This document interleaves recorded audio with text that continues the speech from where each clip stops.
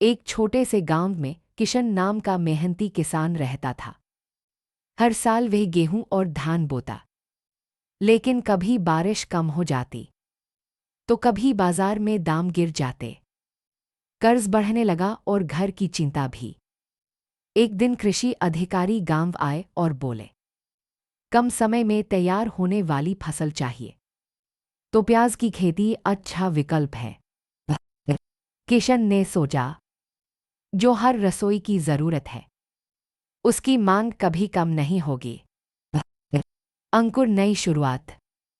किशन ने नर्सरी में प्याज की पौध तैयार की, खेत की अच्छी जुताई कर सही दूरी पर रोपाई किए, समय पर सिंचाई, निराई गुड़ाई और संतुलित खाद पर ध्यान दिया।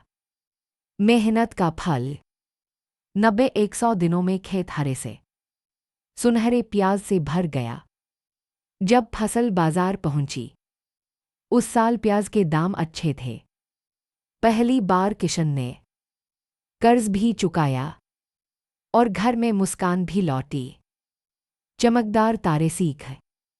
किशन समझ गया, सही जानकारी, सही फसल और मेहनत किसान की किस्मत बदल सकती है।